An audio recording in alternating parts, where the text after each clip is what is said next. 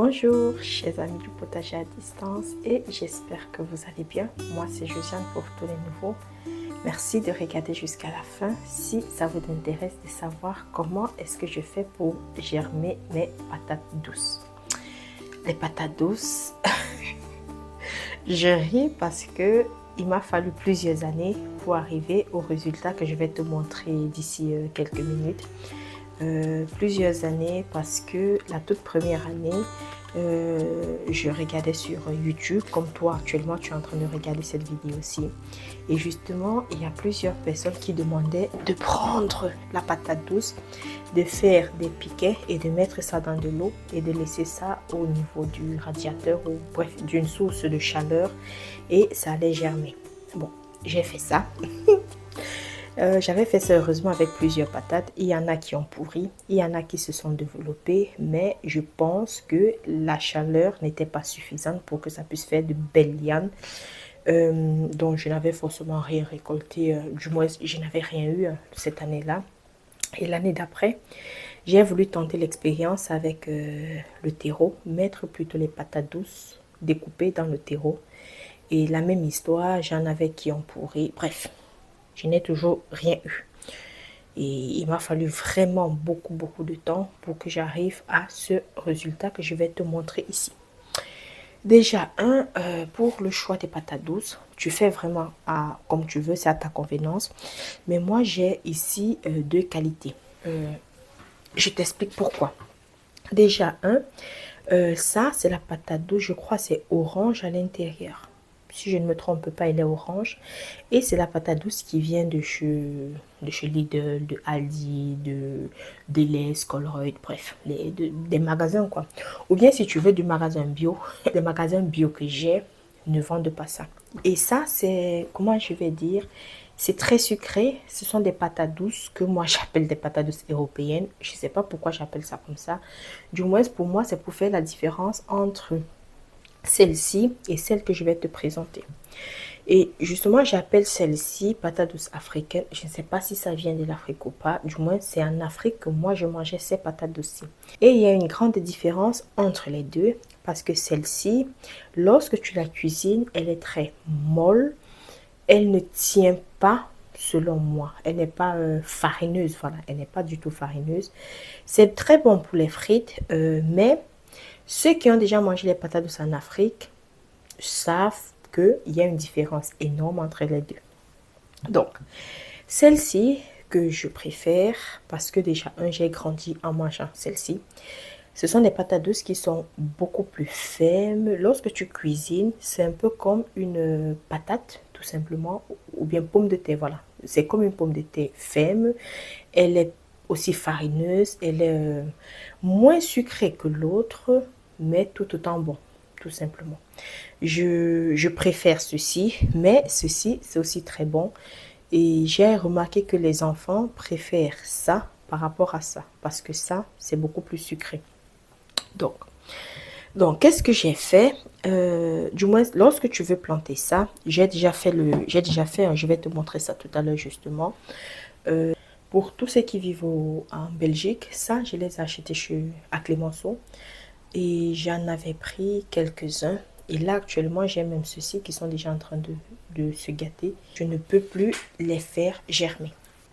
Parce que j'avais acheté ça plusieurs. Et donc, les autres sont justement, je les ai fait germer. Et j'ai eu pour la première fois un très bon taux de réussite. Pour le choix des patates douces, moi personnellement, je ne sais pas trop comment je peux t'orienter. La seule chose que je peux te dire, c'est regarde un peu tes patates. Ah oui, il y a un petit germe qui vient de là. Bref, les patates douces, lorsque tu veux faire le choix, il faut faire très attention à ce que ça ne soit pas du tout abîmé.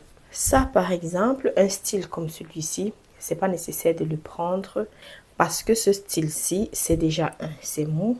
Donc, tu sens que c'est déjà en train de s'abîmer. Celui-ci aussi, c'est sec ici au bout, c'est un peu en train de s'abîmer là. Donc moi, j'aurais évité ces deux patates douces pour faire germer. Par contre, ceci, je sens que ça commence un peu à s'assécher. C'est encore à bon état. Il n'y a pas trop de... C'est pas très abîmé, tu vois. Moi, je trouve même que c'est pas abîmé du tout. et justement, je les ai choisis pour pouvoir les cultiver. Et lorsque tu veux choisir ça, moi personnellement, je préfère toujours choisir les petites, mais tu peux choisir des grandes si tu veux, ou bien des petites. C'est vraiment à ta convenance. Moi, je fais toujours le choix des petites.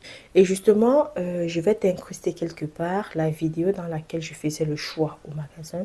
Il y avait pas mal qui étaient abîmés. J'ai vraiment checké et je suis arrivée sur celle-ci.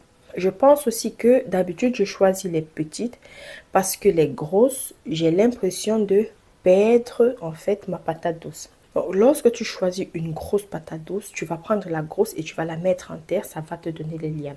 Si tu choisis des petites, tu vas toujours faire la même chose, ça va te donner des lianes. Alors, pourquoi choisir des grosses et perdre en fait une partie de ta patate douce?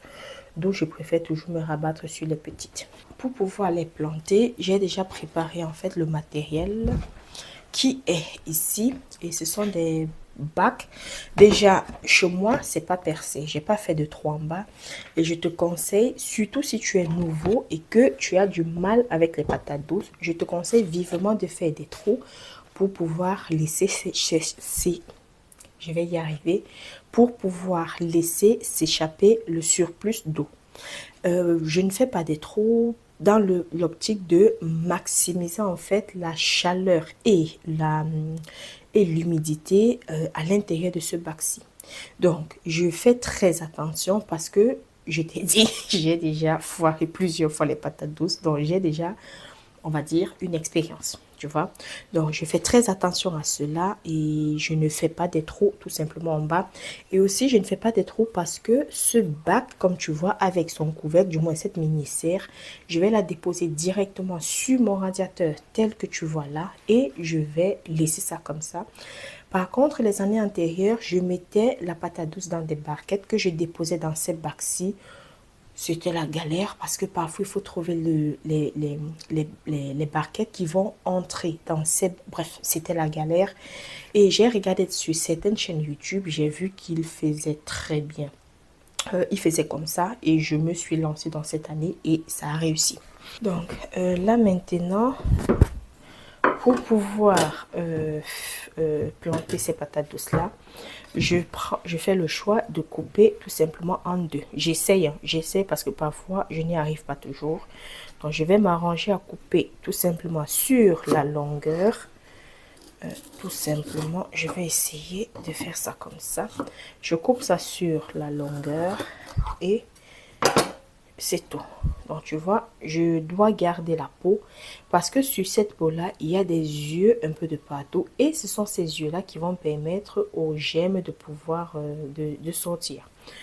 Un autre conseil que je peux te donner, c'est si la patate douce a été traitée, bon, généralement lorsque tu l'achètes en magasin, généralement c'est traité, sauf si c'est bio, d'après ce qu'ils disent bien sûr. Mais généralement c'est traité, sinon tu devrais laver très bien la peau avant de pouvoir planter. J'ai pas fait ça, je vais laisser tomber. Je ne vais pas laver là maintenant parce que bon, j'ai pas envie tout simplement. J'espère que ça va fonctionner. Bah, si ça ne fonctionne pas, j'ai déjà des patates douces qui ont fonctionné. Donc en fait ici, c'est si ça fonctionne tant mieux, si ça ne fonctionne pas tant pis. C'est tout. Je ne vais pas me casser la tête parce que j'ai déjà quelque chose qui a réussi, tu vois. Donc, allez. Je vais aussi couper ceci sur la longueur. Et je vais avoir mes 4 bouts de patates douces. Donc, là maintenant, ce que je vais faire, c'est je prends ça. Je dépose la peau contre la terre. Je vais rajouter un peu de terre par-dessus. Vraiment, je ne recouvre pas. Parce que si tu recouvres, ça peut pourrir.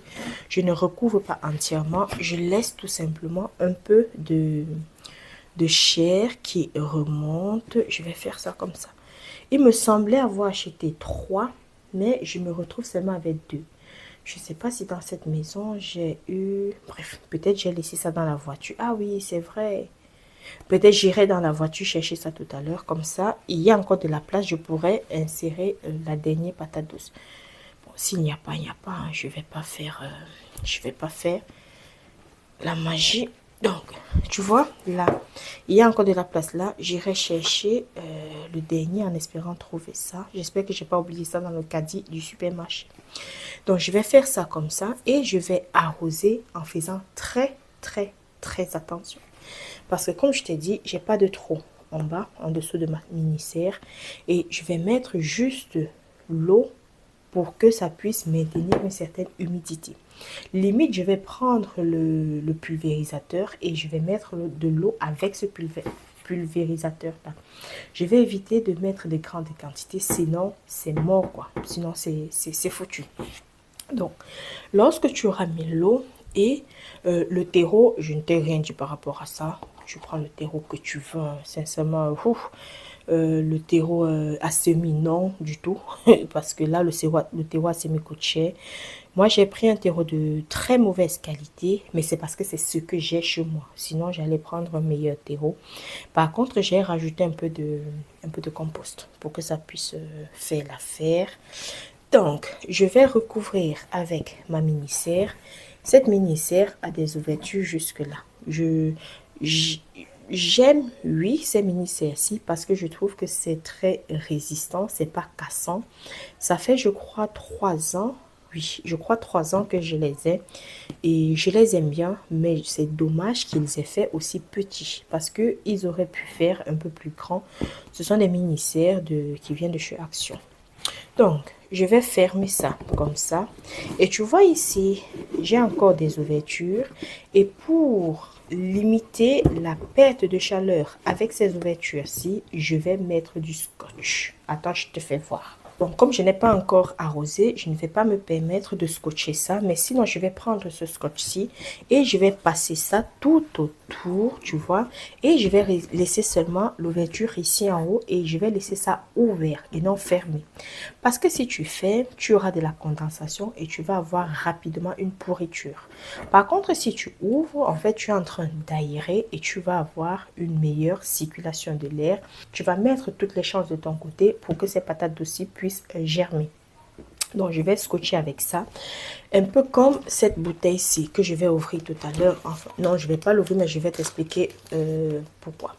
Un peu comme cette bouteille-ci, tu vois, je laisse aérer. Et quand je mets le doigt, tu sens quand même qu'il y a de l'air chaud à l'intérieur. Et donc, je trouve que c'est une bonne chose, surtout pour ceux qui n'ont pas de tapis chauffant.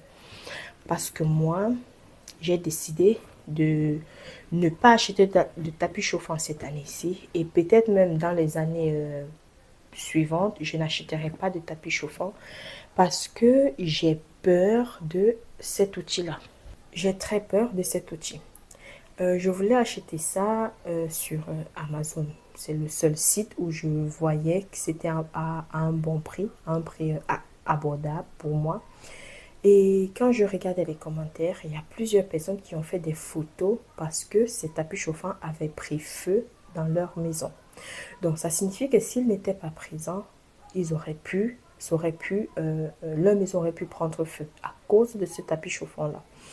Et ils sont nombreux, ils sont nombreux. Et donc, dès lors, je me dis, c'est risqué d'avoir le tapis chauffant ou bien peut-être avoir un tapis chauffant avec, je sais pas, un autre truc qui va venir avec pour pouvoir régler. Bref, j'ai pas envie de me mettre dans les installations électriques parce que je ne connais rien en électricité.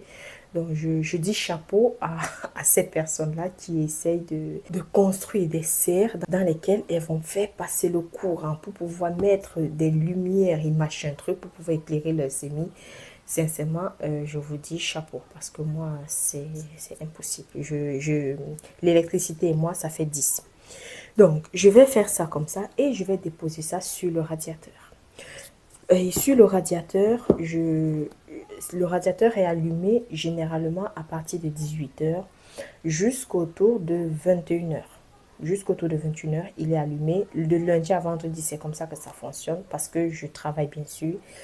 Et le week-end, il sera allumé toute la journée. Et donc ça va profiter de la chaleur toute la journée, le week-end. Et de la chaleur non, peut-être 4-5 heures pendant la semaine. Et je vais faire comme ça aussi longtemps que nécessaire pour que ça puisse germer.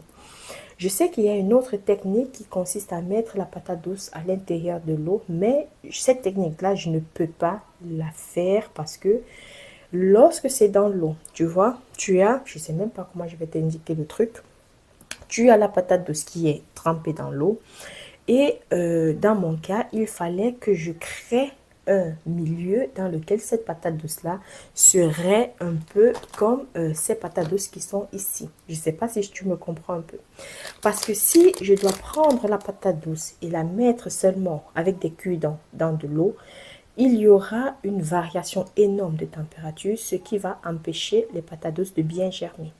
Pourtant, lorsque c'est ici, là, je l'ai enlevé du radiateur, ça fait avant que je ne commence la vidéo, donc 10 minutes avant que je ne commence la vidéo, donc disons, ça fait plus ou moins, grosso modo, 20 minutes que j'ai enlevé ceci du radiateur. Quand je touche le terreau, il est tiède, je vous assure, il est tiède. Quand je fais ça, je sens une certaine chaleur qui se dégage de là. Par contre, si c'était l'eau, ça n'allait pas être le cas. Pas du tout. Peut-être l'eau allait être un peu tiède, mais la partie supérieure de la patate douce allait subir des variations énormes de température, ce qui dans mon cas a toujours empêché la patate douce de germer. Donc moi j'ai trouvé cette technique-ci et je trouve que c'est vraiment l'idéal pour pouvoir faire germer ces patates douces-là. Parce que je trouve quand même que c'est quelque chose de très compliqué à faire germer. C'est vraiment difficile à réussir ça. Donc j'aurai terminé avec ce bac-ci. Et je vais justement te montrer le bac que j'ai là derrière parce que ça a déjà germé et je suis contente, j'ai réussi. Tandan. Regarde-moi ça. Je suis hyper contente parce que j'ai pratiquement 100% de... Ah oui, tout a germé, tout. J'ai ici... 1, 2 patates douces et il y a des gemmes, 1, 2, il y a des gemmes, 1, 2, il y a aussi des gemmes. J'ai vraiment des gemmes partout. Par contre, le terreau, il est un peu sec. Je vais devoir humidifier ça avec de l'eau. Je vais mettre de l'engrais. Quand je regarde mon carnet, j'avais planté ça le 14 janvier et ça a commencé à germer le 31 janvier. Donc, plus ou moins après 2 semaines, ça a commencé à germer. J'ai vraiment eu de la chance. Et ces patates douces-là, je pense que je peux commencer à mettre de l'engrais. Je peux, oui, je vais faire ça comme ça.